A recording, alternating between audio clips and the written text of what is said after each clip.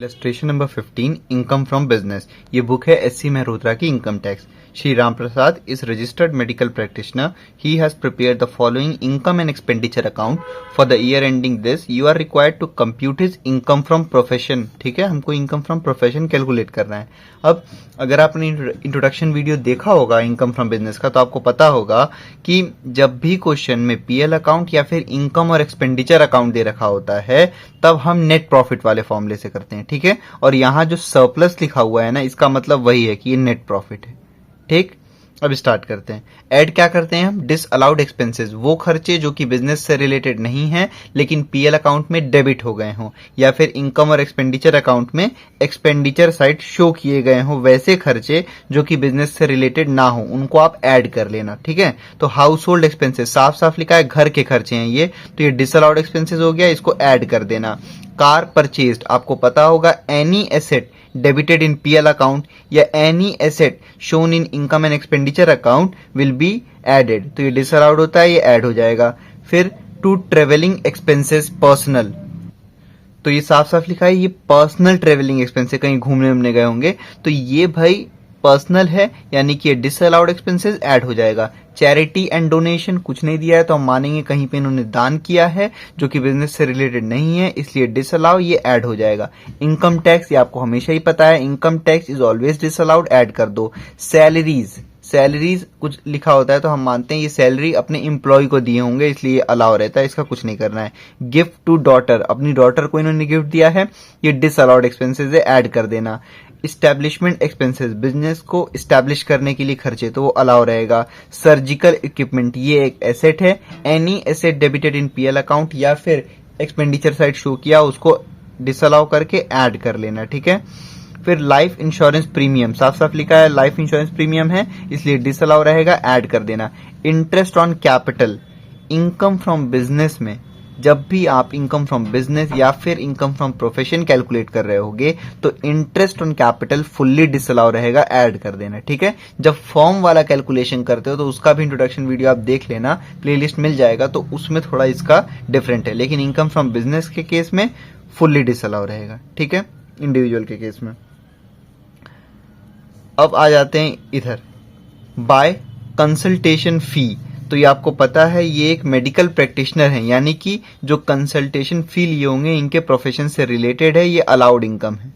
ठीक है, by visiting फी, भाई डॉक्टर हैं कहीं विजिट किए होंगे उसका फी, ये अलाउ रहेगा। गेन्स ऑन रेस, तो ये यहाँ का नहीं है, ये इनकम फ्रॉम अदर सोर्सेज का पार्ट है, और कोई भी इनकम जो कि बिजनेस से रिलेटेड नहीं है और एक्सपेंडिचर और इनकम में इनकम साइड दिखा दिया है, तो उसको आप लेस करोगे, डिसअलाउड इनकम है, इसको लेस कर दो। Share in sale proceeds of an ancestral house, भाई एंसेस्ट्रल हाउस को बेचने से जो पैसा आया है वो इनके प्रोफेशन से रिलेटेड थोड़ी ना हुआ है, डिसअलाउ करो, लेस कर दो। कैपिटल गेन्स, ये भी साफ साफ लिखा है, ये तो कैपिटल गेन्स का पार्ट है, इसलिए डिसअलाउ, ये लेस हो जाएगा। डिविडेंड फ्रॉम यूटीआई, ये इनकम फ्रॉम अदर सोर्सेज का पार्ट है, ये भी डिसअलाउड, लेस हो जाएगा यहाँ से। Interest from post office savings bank, ये एग्जेम्प्ट रहता है और ये यहाँ का पार्ट नहीं है, इसको डिसअलाउ करो, ये भी लेस होगा। फादर इन लॉ से इनको गिफ्ट मिला है, तो डिसअलाउ करो, ये भी लेस होगा, ये बिजनेस से रिलेटेड नहीं है। बाय बैड डेप्ट recovered, not allowed in earlier years, तो बैड डेप्ट आज रिकवर हो गया है और इसको पहले भी अलाउ नहीं किया गया था, इसीलिए डिसअलाउ रहेगा और इसको लेस कर देना आप। ठीक है, फिर ये इंटरेस्ट ऑन फिक्स्ड डिपॉजिट, ये इनकम फ्रॉम अदर सोर्सेज का है, डिसअलाउ करो, लेस कर देना। भाई बहुत ही सिंपल सा फॉर्मूला है, जितने भी नेट प्रॉफिट है उसमें जितने भी पर्सनल खर्चे हैं उनको ऐड कर दो और जितने भी पर्सनल इनकम है उनको लेस कर दो, आपका आ जाएगा। उसके बाद तीसरा चीज हम लेस करते हैं, any expenses which are to be allowed as deduction but not debited to PL or not shown in expenditure account। तब आप क्या करोगे, वो चीज नीचे लेस करते हो, और यहाँ देखो कहीं भी डेप्रिसिएशन नहीं दिखाया गया है, और आपको पता है डेप्रिसिएशन हमेशा अलाउ रहता है, और यहाँ बोला गया है कार पे और सर्जिकल इक्विपमेंट दोनों पे ही 15% डेप्रिसिएशन अलावेबल होगा। ठीक है, तो भाई देखो कार है 1,30,000, तो आप नीचे लिखोगे डेप्रिसिएशन ऑन कार और 1,30,000 का 15% निकाल दोगे। ठीक है, वैसे ही सर्जिकल इक्विपमेंट 4,000 रुपए है, तो 4,000 रुपए का 15% निकाल दोगे, आपका आंसर, फिर उसके बाद जो लेस कर दोगे वैसे आंसर आ जाएगा। ठीक है, सॉल्यूशन देखते हैं 15 का। इसमें हमको कैलकुलेट करना है इनकम फ्रॉम प्रोफेशन, तो आप लिखो computation of income from profession. फिर जो भी असेसमेंट ईयर है वो आप यहाँ पे लिख दोगे, फॉर द असेसमेंट ईयर, ठीक है। 22 23 है मेरी बुक में, मैं वो लिख दे रहा हूँ। फिर नेट प्रॉफिट या नेट सरप्लस जो भी दे रखा है वो आप ले लो, ऐड कर लो 8700, एकदम सेम नेट प्रॉफिट, वो मतलब पीएल अकाउंट वाले तरीके से आप सॉल्व करो, हो जाएगा, ठीक है। ऐड क्या करते हैं, डिसअलाउड एक्सपेंसेस।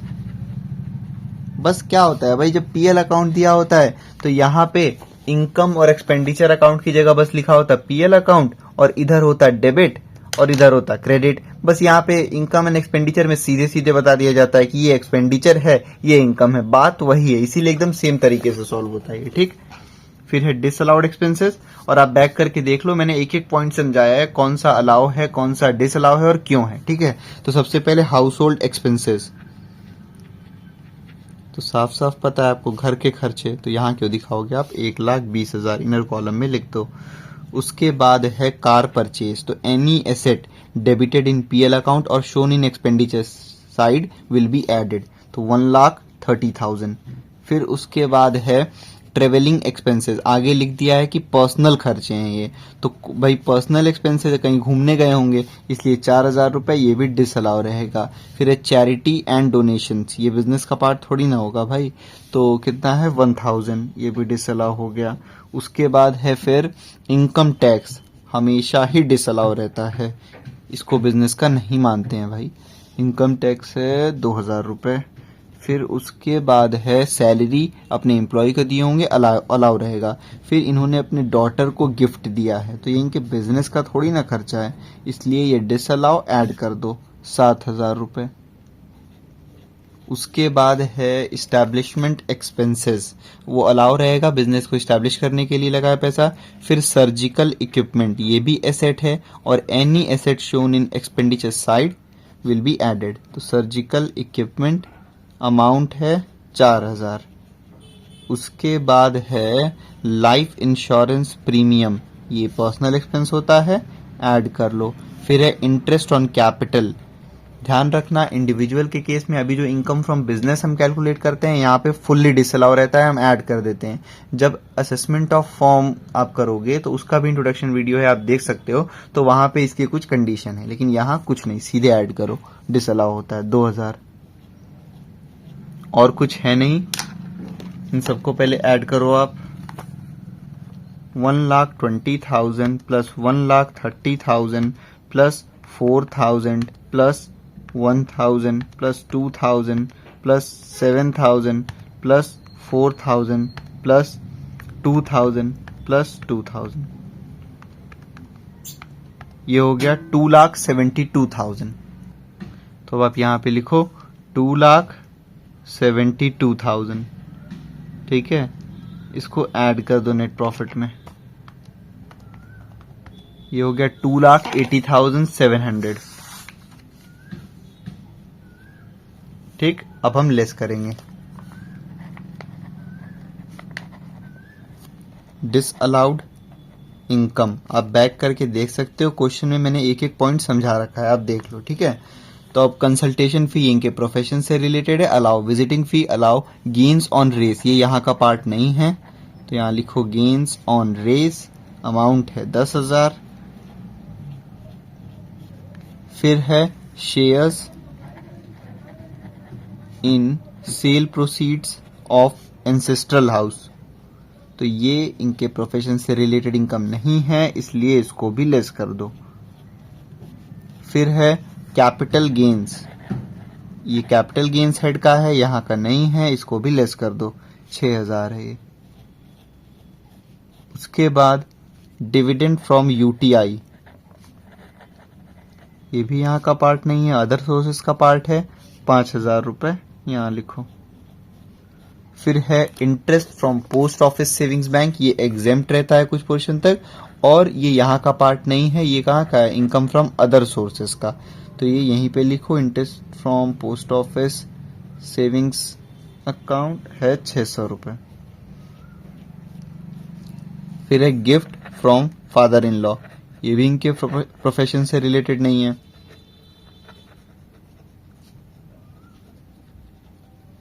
$2000।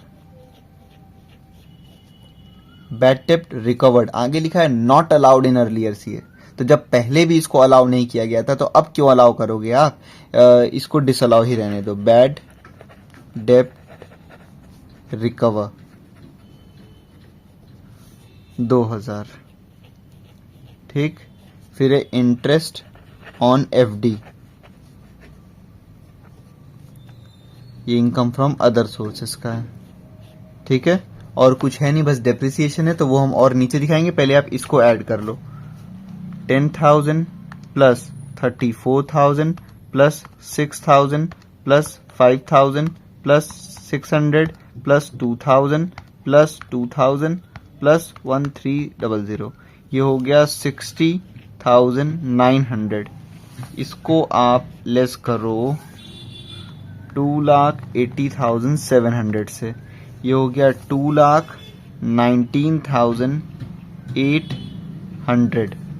ठीक है, अब हम लेस करते हैं, अगर यहाँ पीएल अकाउंट होता तो हम लिखते expenses which are allowed as deduction but not debited to PL account, लेकिन यहाँ इनकम और एक्सपेंडिचर अकाउंट है तो सेम उसी तरीके से हम लिखेंगे expenses allowed as deduction but not shown in expenditure side. ठीक है, तो क्या क्या है, डेप्रिसिएशन है, तो पहले यहां लिखो डेप्रिसिएशन ऑन मोटर कार।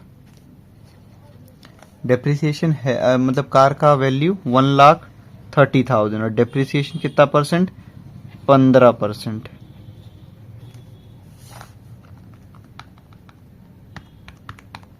$19,500। फिर है depreciation on surgical equipment. Surgical equipment है कितने का, 4,000 का, तो 4,000 एट द रेट 15%, 600।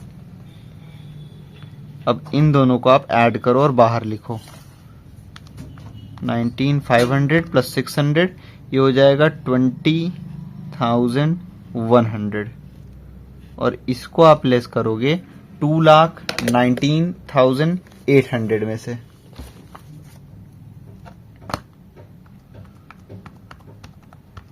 ये हो गया 1,99,700, 1,99,700, ये हो गया इनकम फ्रॉम प्रोफेशन।